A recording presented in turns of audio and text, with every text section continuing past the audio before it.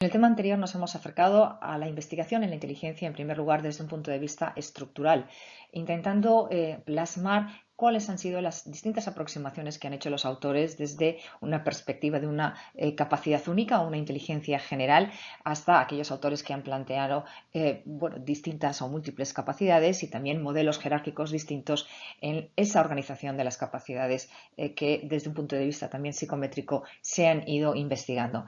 En este tema vamos a acercarnos a la inteligencia desde un punto de vista funcional, procesual. Interesa conocer cómo funciona la inteligencia, de qué manera esas capacidades están actuando, qué interacción hay con procesos biológicos y fisiológicos. Es decir, en definitiva, entender qué es la inteligencia y cómo funciona. Los objetivos de una aproximación procesual, por tanto, es hacer un análisis funcional de la conducta inteligente para poder explicar la naturaleza de la inteligencia, saber cómo funciona y qué procesos son los que están teniendo lugar cuando estamos hablando de una conducta, de un comportamiento inteligente. Hunt ya decía en el año 97 que podíamos hablar de tres niveles diferentes en las teorías sobre la cognición humana. Por un lado, estudiar los mecanismos cerebrales que estaban subyacentes a la cognición. Por otro lado, el análisis de cómo piensan las personas acerca del mundo con el que están interactuando. Y también identificar las funciones concretas del procesamiento de la información que están interviniendo en esos mecanismos cerebrales y en cómo se relaciona la persona con su contexto, con su entorno, con su mundo. ¿Y cómo vamos a abordar este estudio de la inteligencia desde una perspectiva procesual?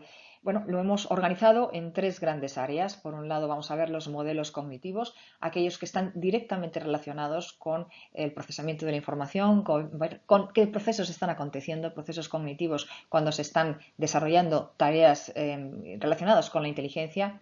En segundo lugar, los modelos biológicos, aquellos que prestan una especial atención y una especial importancia a qué está ocurriendo en el cerebro, qué procesos fisiológicos, biológicos están ocurriendo cuando se está desarrollando una conducta inteligente. Y en tercer lugar, los modelos sistémicos, aquellos que tienen una perspectiva integradora, holística, de todas las distintas aproximaciones a la investigación en inteligencia y que incorporan la relación con el contexto como un elemento muy importante de la conducta inteligente.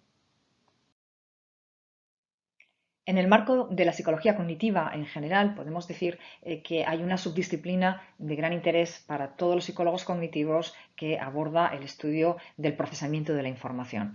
De ahí que aquellos investigadores que estaban estudiando los procesos, estos procesos cognitivos, esta manera de procesar la información, comenzaron a ver la importancia de estudiar también las diferencias individuales en esos procesos mentales y por otro lado también estaban los investigadores en diferencias individuales muy interesados en investigar estos mismos procesos.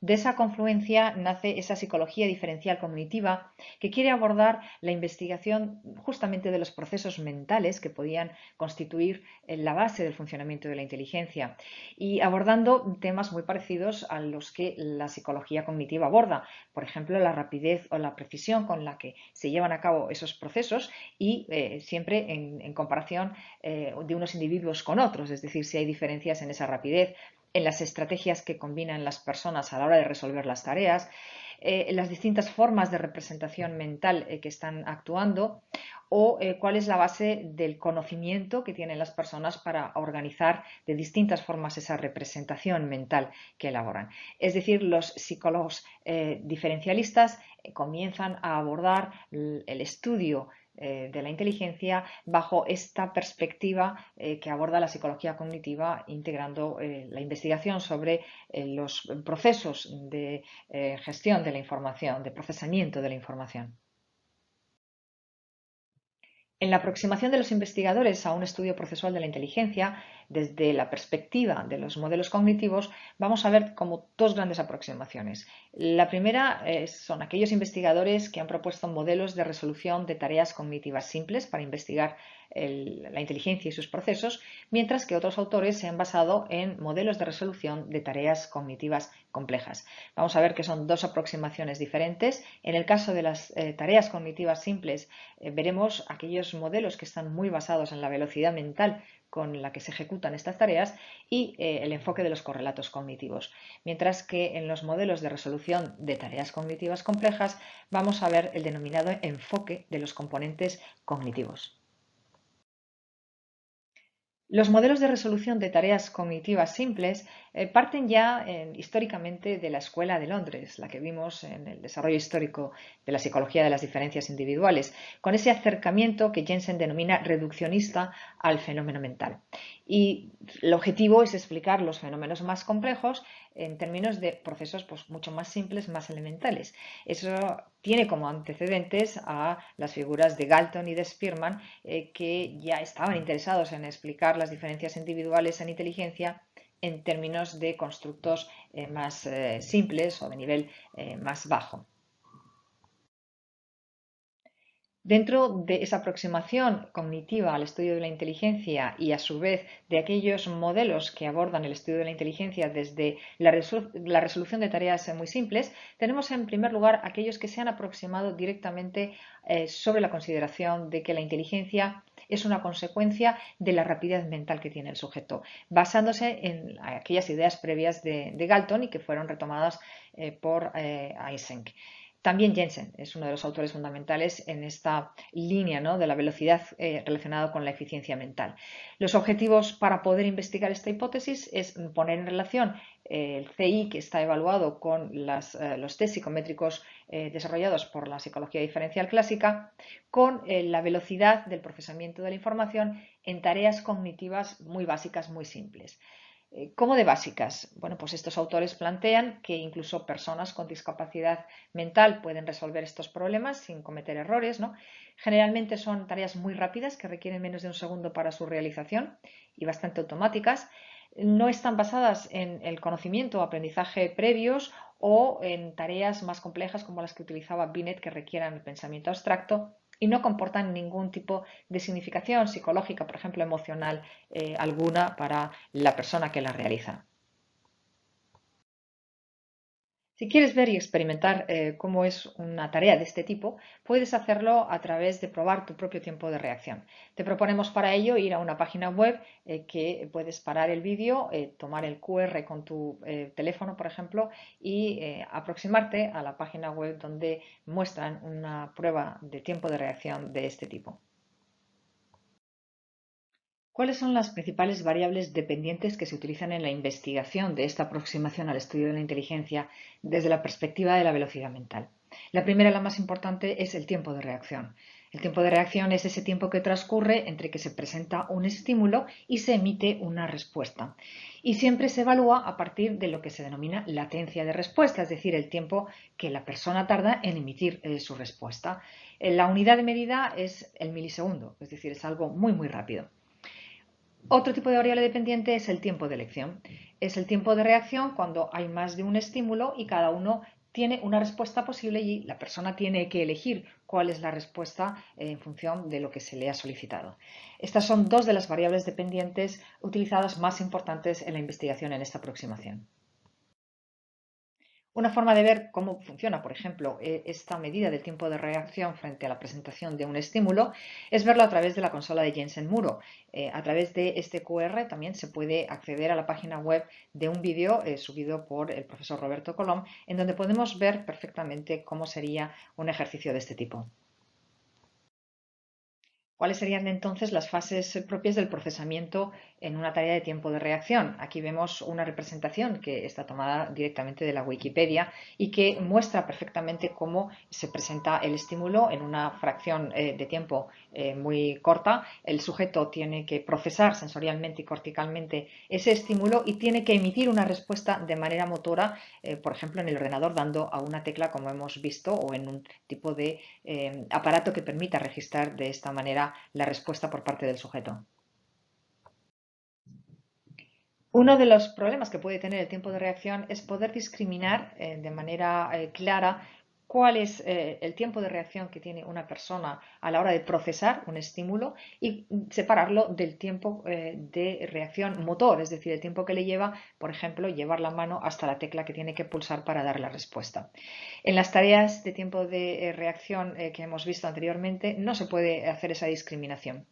Sin embargo, hay otra variable que es el tiempo de inspección, una variable dependiente muy interesante que permite valorar el tiempo mínimo que necesita una persona para reconocer de manera correcta un estímulo en función de la pregunta que se le ha hecho, que le ha hecho el experimentador, y de un estímulo presentado durante un tiempo muy corto. Esto no tiene que ver con el tiempo de reacción en sí, sino con la velocidad de aprehensión, es como se denomina. ¿Con qué tipo de tareas? Bueno, aquí vemos a la derecha una tarea clásica de tiempo de inspección, en la cual a la persona lo que se le pide en la figura A es que decida cuál de las dos líneas de la figura de la izquierda es la más larga, la de la derecha o la de la izquierda. Y en ese momento presionar el botón correspondiente. ¿Cómo podemos hacer para valorar cuánto tarda en darse cuenta, en aprender ese estímulo? Bueno, pues la rapidez en el procesamiento, la valoración de esa rapidez, se lleva a cabo presentando el estímulo cada vez en tiempos más cortos. Se evalúa disminuyendo el tiempo de exposición progresivamente hasta que la persona ya sea incapaz de poder reconocer porque no es capaz en ese momento ya con esa exposición tan corta de poder valorarlo. Bueno, de esa manera podemos ver cuál es el límite de la persona o cuál es el tiempo mínimo que necesita para tomar esa decisión. Eso se denomina tiempo de inspección. Una segunda aproximación al estudio de la inteligencia desde una vertiente procesual y desde el marco de los modelos cognitivos que abordan el estudio procesual de la inteligencia con tareas simples o tareas poco complejas es el enfoque de los correlatos cognitivos. ¿En qué consiste? Bueno, sus hipótesis básicas son que, por un lado, los investigadores en diferencias individuales han encontrado en sus modelos psicométricos, a través de los estudios factoriales, que la inteligencia puede detectar distintas habilidades cognitivas. Estas podían ser descritas en términos de la puesta en marcha de una serie de componentes elementales de procesamiento de la información cuando se llevan a cabo tareas simples, tareas básicas que los investigadores de la psicología cognitiva llevan a cabo en sus estudios habitualmente y en las cuales han encontrado, por otra parte, diferencias individuales. Bueno, estas diferencias individuales podrían deberse precisamente a que los sujetos puntúan diferencialmente en estas habilidades cognitivas que han sido detectadas por los estudios psicométricos. ¿En dónde estarían las diferencias fundamentalmente? Pues en la velocidad de ejecución de los procesos básicos cuando se llevan a cabo este tipo de tareas que estudia la psicología cognitiva. ¿Cuál sería la estrategia experimental? Tomar sujetos y evaluarlos en una capacidad cognitiva dada, tomar sujetos extremos, altos y bajos, y comparar su rendimiento en tareas de procesamiento de la información que pudieran estar relacionadas con esa habilidad, con esa capacidad cognitiva. ¿Cuál sería la variable dependiente? Bueno, pues simplemente sería el rendimiento en términos de velocidad de ejecución en este tipo de tareas simples que utiliza el paradigma del procesamiento de la información en la psicología cognitiva. Aquí podemos ver tres tipos de tareas de la psicología cognitiva, tareas simples, que se utilizan habitualmente en la investigación, que se ha ido realizando a través de los años sobre la memoria, sobre la percepción, sobre la atención, como son la tarea de escudriñamiento de memoria de Stenberg, la tarea de emparejamiento de letras de Posner y Mitchell o la tarea de rotación espacial de Shepard y Metzler. Este tipo de tareas son las que se han investigado desde el enfoque de los correlatos cognitivos, como vamos a ver a continuación.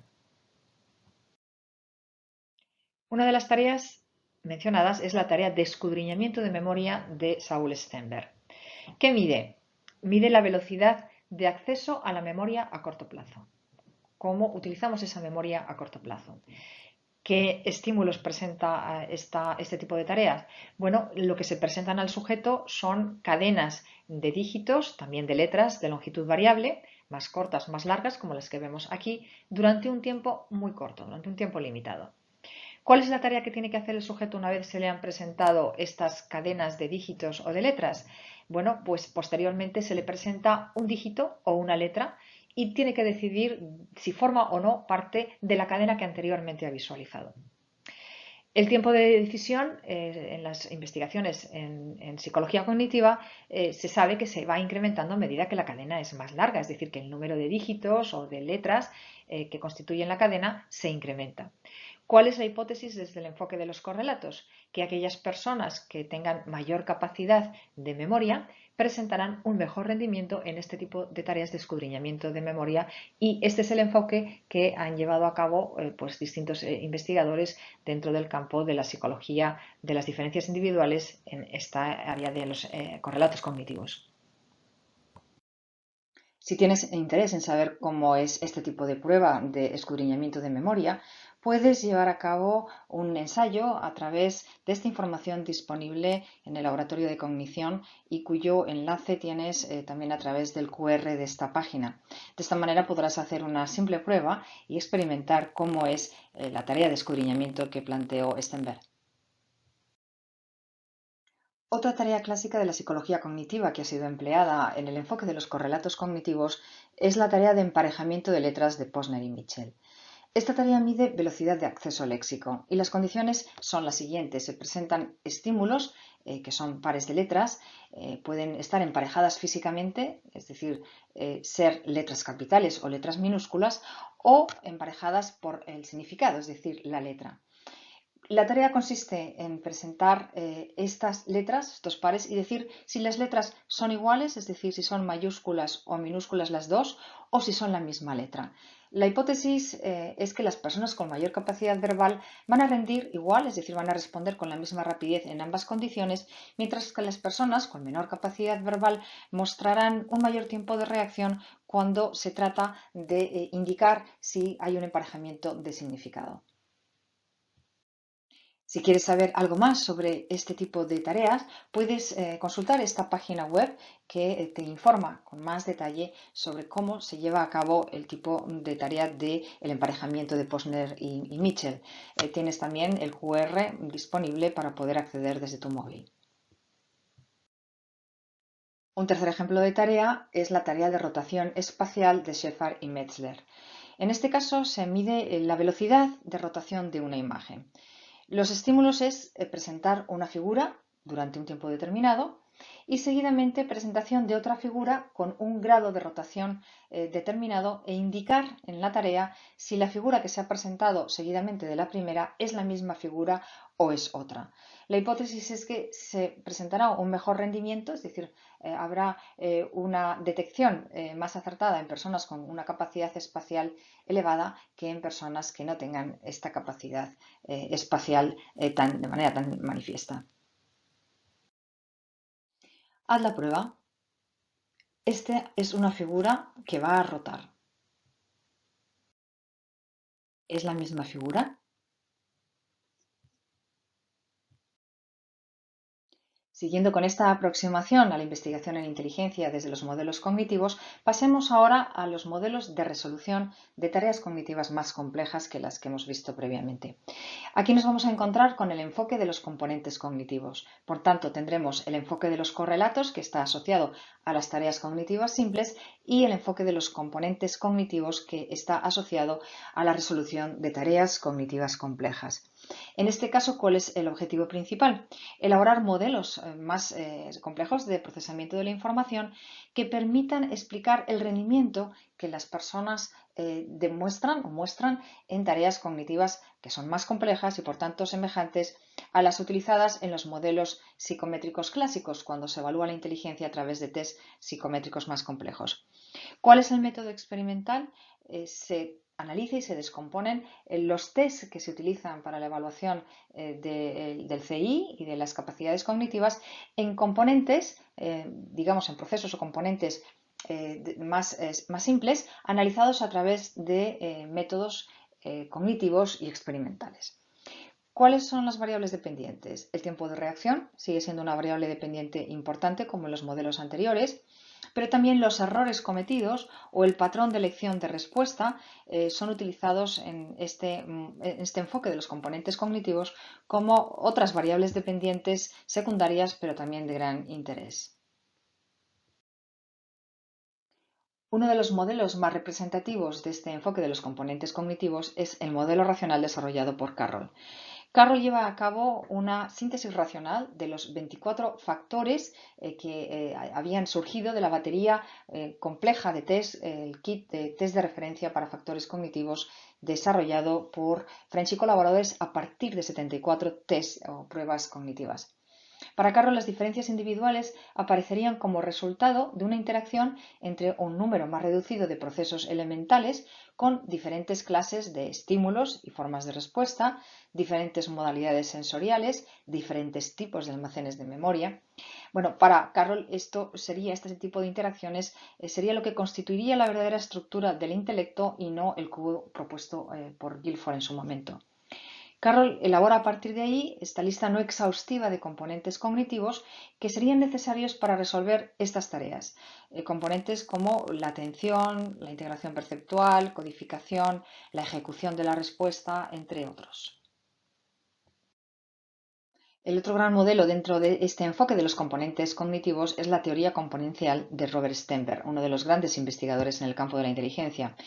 Sternberg se dedica a analizar el tipo de tareas que se utilizan en los test psicométricos clásicos que evalúan la inteligencia, intentando aislar los componentes de la inteligencia. ¿Y qué es un componente para Sternberg? Es un proceso mental específico, concreto, que opera sobre las representaciones internas que las personas hacen de los objetos y los símbolos con los que operan.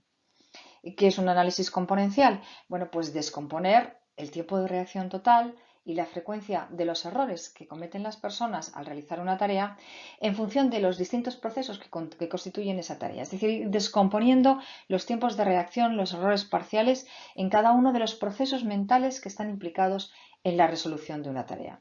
De ahí que podamos hablar de que este tipo de tareas, evidentemente del enfoque de los componentes cognitivos, son tareas complejas. Este modelo componencial de Sternberg es un modelo también jerárquico, como aparecían los modelos jerárquicos en el estudio psicométrico de la inteligencia, con 3 niveles de generalidad y basado en componentes que son procesuales. En primer lugar, los metacomponentes, que son 10 procesos ejecutivos de control, los de orden más superior. Son los que deciden qué problema hay que resolver, cómo se va a llevar a cabo y dirigen y monitorizan todo el proceso y la evaluación en la resolución de los problemas. Para Sternberg, estos metacomponentes explicarían que pudiera aparecer ese factor G que hemos visto como el factor general de la inteligencia. Después estarían los componentes de ejecución de orden inferior, que serían los procesos que están operando para el desarrollo, la puesta en marcha de distintas estrategias durante la realización de una tarea. Estos componentes suelen ser más específicos y vinculados al tipo de problema que hay que resolver.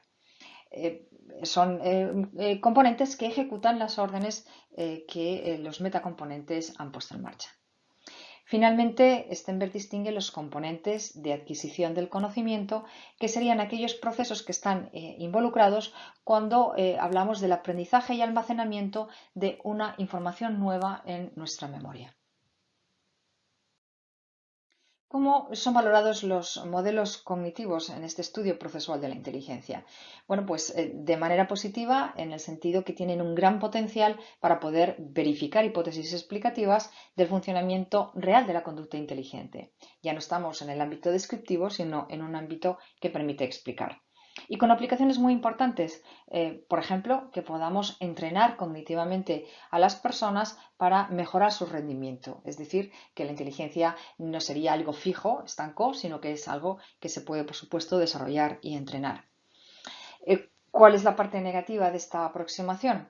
Bueno, pues que la relación que se ha encontrado con las capacidades psicométricas clásicas, de los modelos psicométricos clásicos de la inteligencia, es moderada. Que normalmente las investigaciones se llevan a cabo con muestras experimentales con sujetos con muy poca variabilidad entre sí.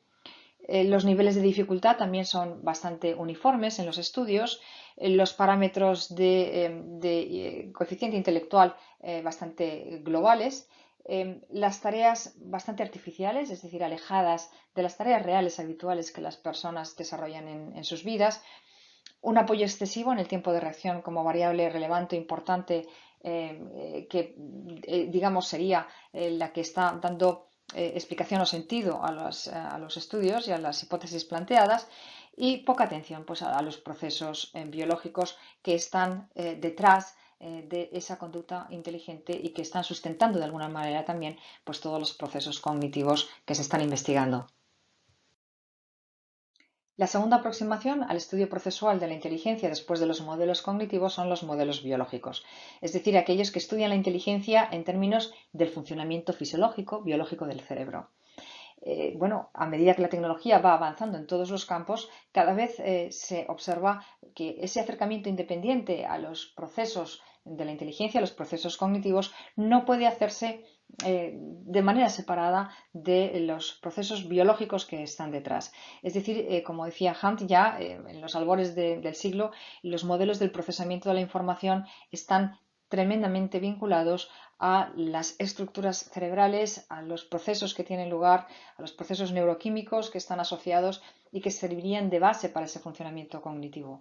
La neurociencia está avanzando muchísimo, desde luego en las últimas décadas, además, trayendo, por tanto, evidencias muy importantes sobre esa manera de aproximarse al estudio de la inteligencia, no solamente desde el punto de vista cognitivo aislado, sino conjuntamente con el conocimiento del funcionamiento biológico del cerebro.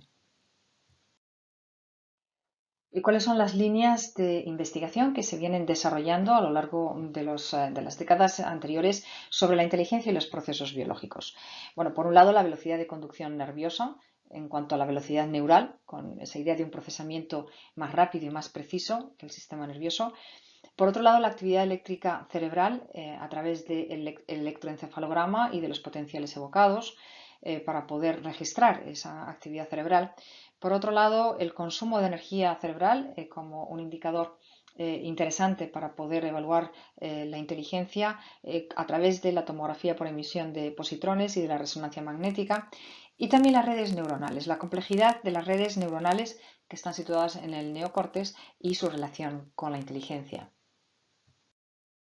En cuanto al registro de la actividad eléctrica cerebral a través del electroencefalograma y de los potenciales evocados que permiten registrar esa actividad cerebral cuando la persona está realizando algún tipo de tarea, veremos dos teorías. La teoría de la estabilidad neural de Schaffer, que indica, ¿no?, que se producen mayores amplitudes en los potenciales evocados cuando hay estímulos inesperados que ante estímulos esperados, en los cuales digamos que el cerebro ya ha aprendido, ¿no?, que es un estímulo que ha afrontado previamente. Y la tarea de la eficiencia neural de los Henderson, basada en que la velocidad y la precisión con las que el sistema nervioso central procesa la información bueno, van a estar en la base de la inteligencia.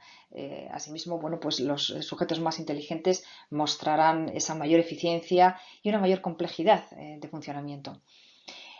Se han encontrado datos como una correlación negativa entre la inteligencia y la latencia de los potenciales evocados. De manera que cuando las personas son más inteligentes suelen presentar unos potenciales evocados con una latencia más corta.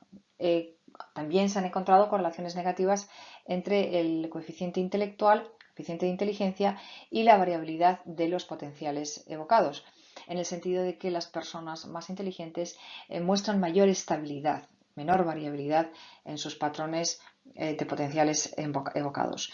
Y también una correlación positiva entre la amplitud de los potenciales evocados de las personas inteligentes ante estímulos inesperados. Es decir, ante algo que el sujeto tiene que en ese momento responder ante un estímulo que no conoce para después volver de manera flexible y adaptativa a su respuesta normal una vez que ya conoce ese estímulo.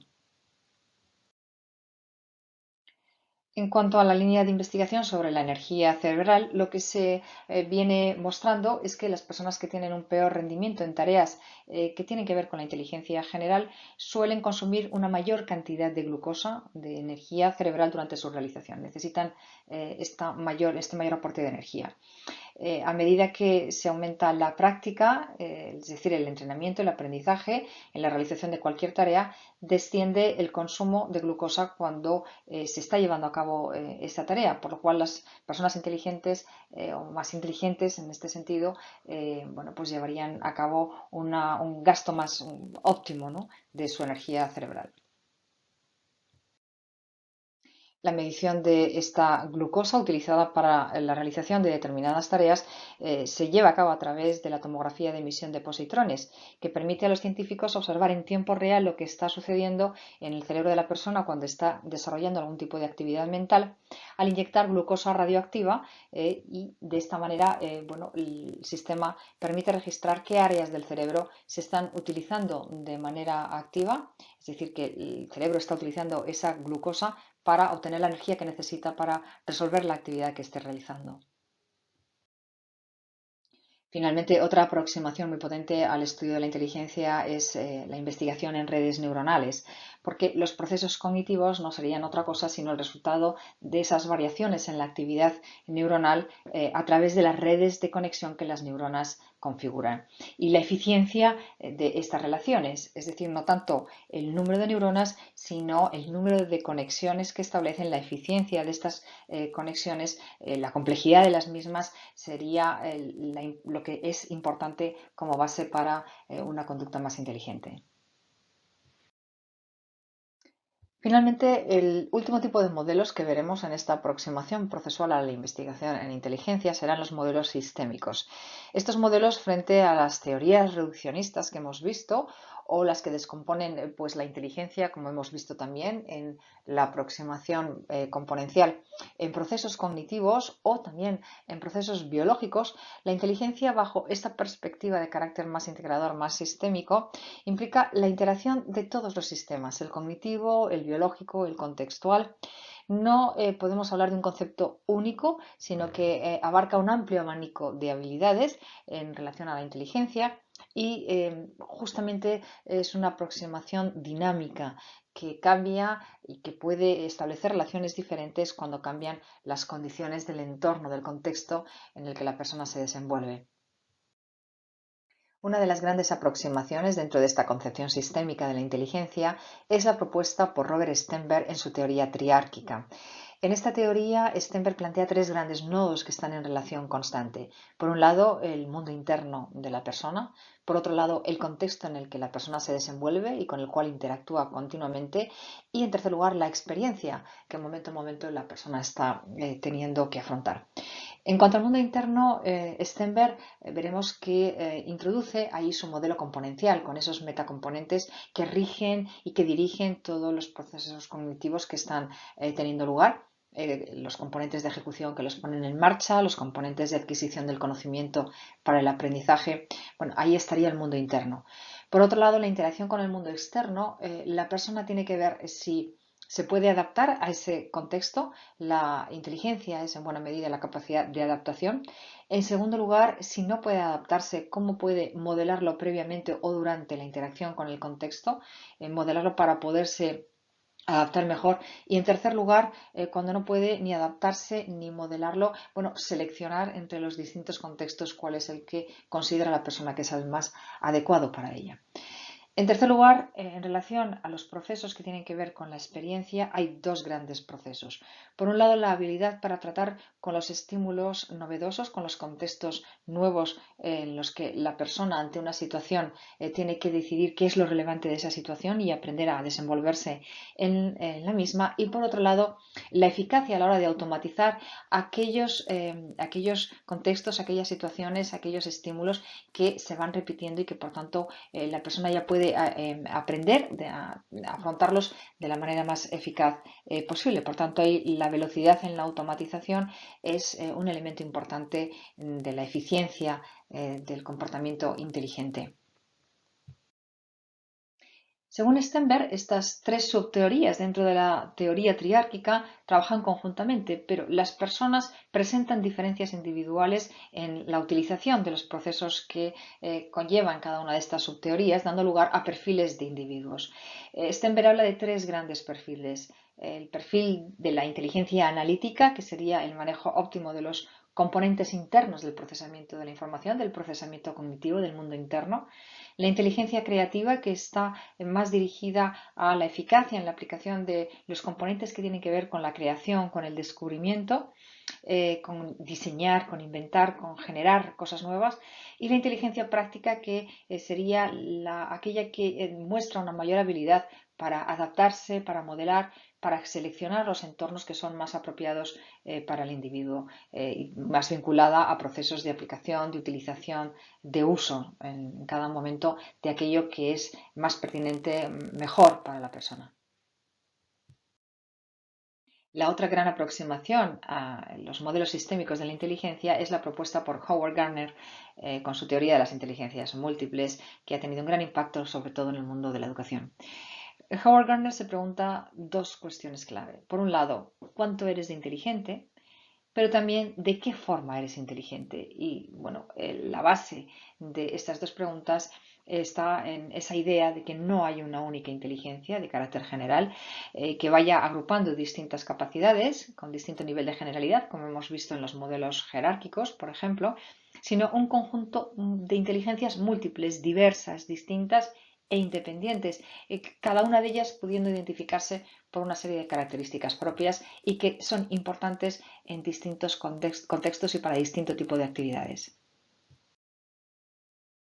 En el desarrollo de su teoría de las inteligencias múltiples, Howard Gardner propone al final 9 inteligencias distintas que se caracterizan por temas diferentes. La inteligencia lingüística, la lógica matemática, la espacial, la musical, la corporal cinestésica, que tiene que ver con el cuerpo, la intrapersonal, del conocimiento de uno mismo, la interpersonal en las relaciones sociales que uno establece, la naturalista, esa relación con la naturaleza, o la existencial, que tiene más que ver con la inteligencia espiritual, que denominaría también. Bueno, todas estas inteligencias permiten detectar personas que se caracterizan por altos niveles en cada una de ellas y que no tienen mucho que ver unas con las otras, como veremos a lo largo del tema donde vamos a tratar las inteligencias múltiples. Y Howard Gardner hace especial hincapié en que hay una serie de requisitos que permiten identificar que una inteligencia realmente es una inteligencia como tal y que pertenece, por tanto, a ese ámbito de inteligencia múltiple. ¿Qué es lo que Howard Gardner propone? Bueno, pues que las lesiones cerebrales deben permitir la delimitación de ese tipo de inteligencia, porque cuando hay un problema, cuando hay una afectación por la razón que sea, por enfermedad, por accidente, esa inteligencia se ve disminuida, se ve afectada, porque existen poblaciones atípicas como individuos excepcionales, niños prodigios, por ejemplo, como él propone pues, en áreas como puede ser la pintura o la música o las matemáticas, y que muestran esas habilidades extraordinarias, o por el contrario, el déficit en esa inteligencia particular, por la presencia de un conjunto de operaciones identificables que resultan muy importantes para identificar la ejecución de un tipo de conducta asociada a esa inteligencia múltiple. Vemos aquí distintos aspectos que están en los modelos anteriores, es decir, en el modelo biológico, en el modelo psicométrico, en el modelo procesual. También un desarrollo evolutivo, es decir, una historia de desarrollo individual que va desde que la persona es novata, es decir, que no tiene todavía el entrenamiento, el desarrollo en esa inteligencia, hasta la maestría. Esa historia evolutiva a lo largo de la especie, en que los incrementos de la inteligencia pueden estar asociados también a los incrementos de la adaptación al entorno de manera progresiva. Un apoyo experimental derivado de la investigación propiamente empírica. Un apoyo de la investigación de carácter psicométrico, en el sentido de que haya estudios que permitan desarrollar instrumentos de medida fiables y válidos para cada una de las inteligencias, y la posibilidad de ser codificada con un sistema de símbolos propio y específico de cada una de las inteligencias. Eso podemos verlo, como se ve en la diapositiva, pues a través de las matemáticas o de la notación musical, es decir, tienen su lenguaje simbólico propio que identifica cómo se utiliza esa inteligencia, o un campo cultural determinado que pueda ser, bueno, pues como viene aquí, el campo de las ciencias, de la ingeniería, de la medicina, del deporte, del teatro, etc. Y con Howard Gardner hemos llegado al final de este paseo inicial por la vertiente procesual de la inteligencia que desarrollaremos en la asignatura a lo largo del tema número 5. Gracias.